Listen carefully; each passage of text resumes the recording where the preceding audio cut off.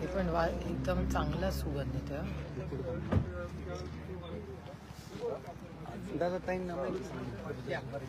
नमस्कार, आपला मतदारसंघ आपला अभिमान. आज मी पुरंदरला जवळ त्यांना कसं कळलं, जेजुरी आणि मोरगावच्या मध्ये.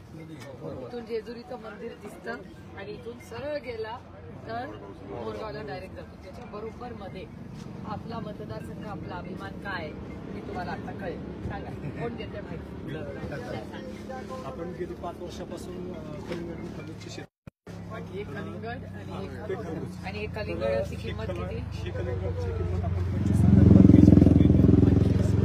पर केजी असा रेट आहे. आणि ह्याची व्हरायटी आहे सिम्बा. हे सिम्बा आहे. हा सिम्बा व्हरायटी आहे. आणि ह्याच्यात आपण 2-3 व्हरायटी केल्यात. एक मेलोडी केलेली आहे, सिम्बा केलेली आहे, व्यंकट आहे, विराट आहे, अशा 4-5 व्हरायटी आपण विराट पण आहे. विराट पण जरा सरकारनं ते दाखवा ना एवढं कलिंगड आणि ही खरबुजाची व्हरायटी आहे. पुणे जिल्ह्यामध्ये कोणीच लावत नाही, एकटं लावतो. कारण त्याचं सीड 80,000 रुपये पर केजी. संपूर्ण पुणे जिल्ह्यामध्ये फक्त तुम्ही मी एकटाच लावतो. कारण ह्याचा सीड रेट आहे 80,000 रुपये पर केजी. आणि ही मृदुला व्हरायटी आहे.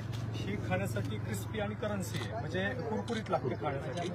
कटिंग करून खाण्यासाठी सुंदर व्हरायटी, म्हणजे ज्युसी व्हरायटी नाही.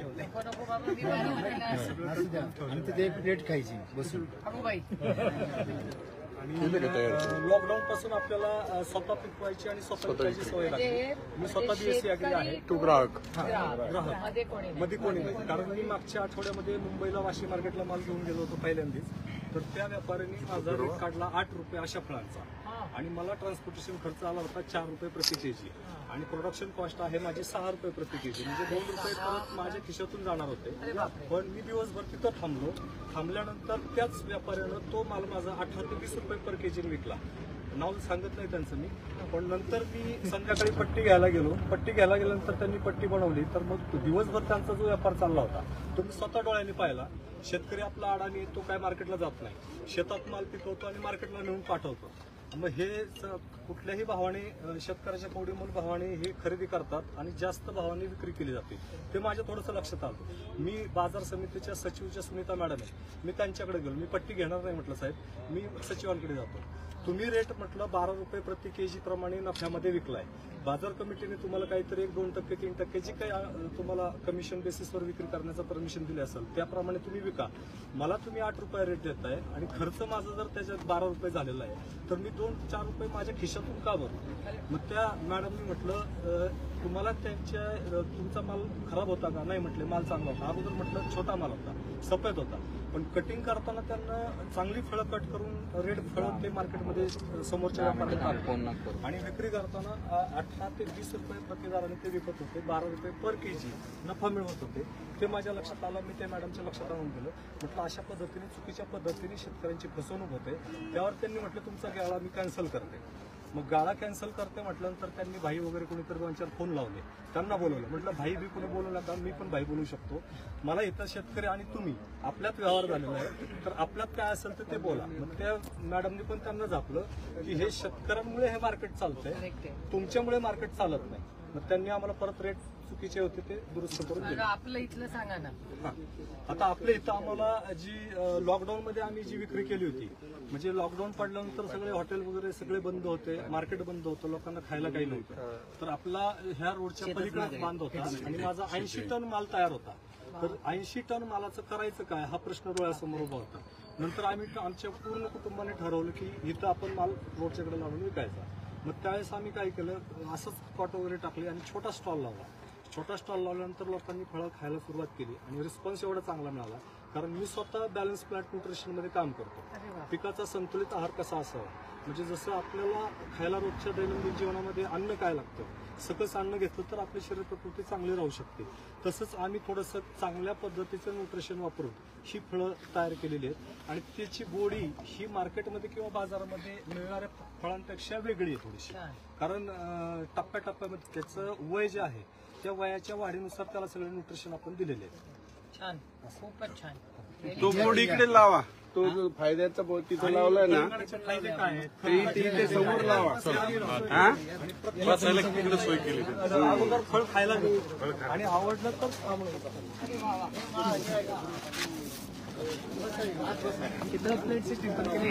प्लेट हो सिस्टम. Plate system. आणि आम्ही 24 तास इथंच आहे फक्त म्हणजे 2-3 महिने कलिंगड खाण्याचे फायदे वा वा खरबूज खाण्याचे फायदे वा आणि वा वा. छान बसा ना आज आणि 30 रुपयामध्ये आपण प्लेट वार भरपूर फाम. देतोय जेणेकरून एक प्लेट खाल्ल्यानंतर म्हणजे पूर्ण त्यांचं जेवण झाल्यासारखं वाटतं. छान खूप छान बस चांगला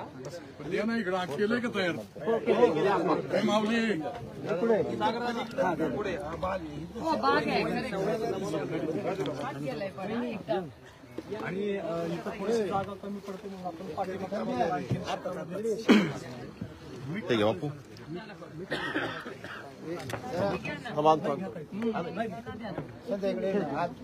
बाहेर देऊ अजून प्लेट आपला मतदार आपला दादा आपला मतदारसंघ हा आपला अभिमान आहे. आता बघा ना, ह्याच्यामध्ये आमचे बंधू स्वतः बीएससी अग्री आहे माझी मिसेस ग्रॅज्युएट आहे. लाईट सोडा ना मग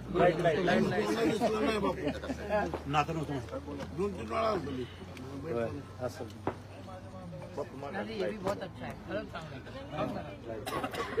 ती व्हाईट खाण्यासाठी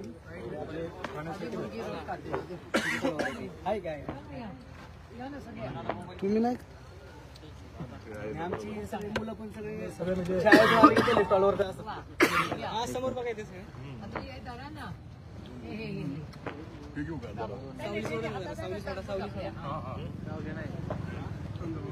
सगळे होते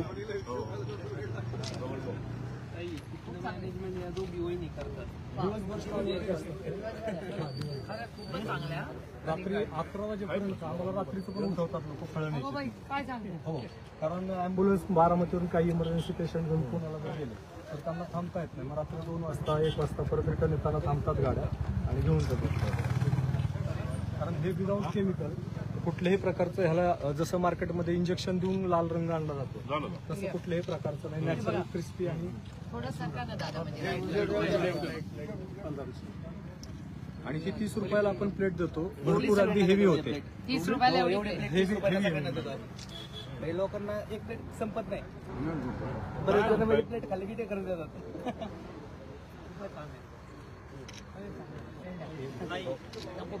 पदाधिकारी आहेत आपले मावडी गावचे आणि वडील पण माझे राष्ट्रवादीचे पहिले अध्यक्ष होते गावचे त्यांनी पण पहिल्यापासून मुलांना घ्या ना तुम्ही सगळे घ्या तुम्ही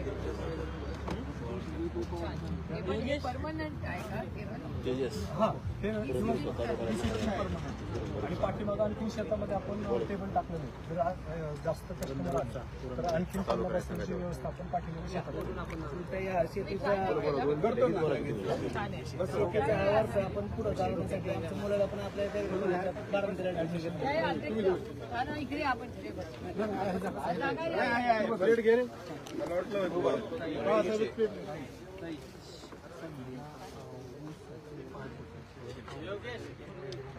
हे नाही अहो, आता आंदोलन पण आहे पाण्याचा प्रश्न प्रचंड गंभीर आहे पुरंदरमध्ये. आता आम्ही धरणात चालणारं गाडी घेऊन मी आज गेले होते धरणामध्ये.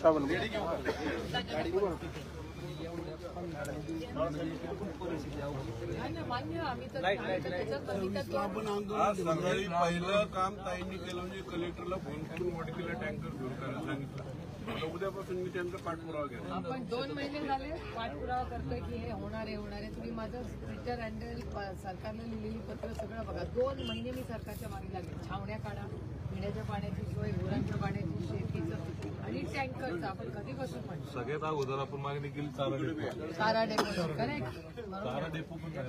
काहीच नाही 3 महिने झाले अनाउन्समेंट करून पुरंदरमध्ये काही हल्लं नाही येणारा काळ जो आहे ना अतिशय गंभीर आहे पाऊस तर झालेला नाहीये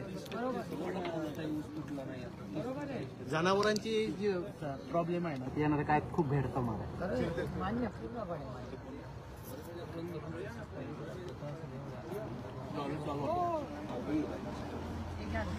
हे ट्राय करा. खूप छान आहे. Very good. आणि पुढं भविष्यात आणखीन मी 10 ते 12 प्रकारच्या कलर सायकलमध्ये व्हरायटी करतो. त्या सगळ्या एकच असं स्टॉल. मी आपल्या कृषी विज्ञान केंद्रावर जाणार. हो अच्छा.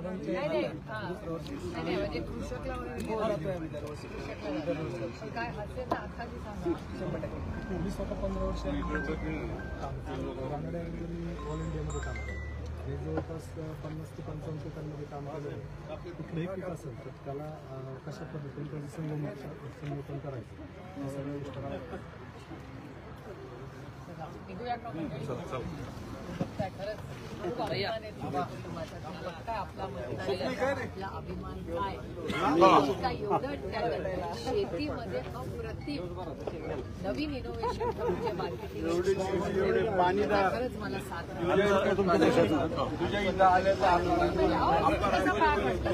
उद्या माझं वय झालं का काय असं वाटतं. लोक माझ्या पाय पडायला लागले. बाळासाहेब साबळेंची चला.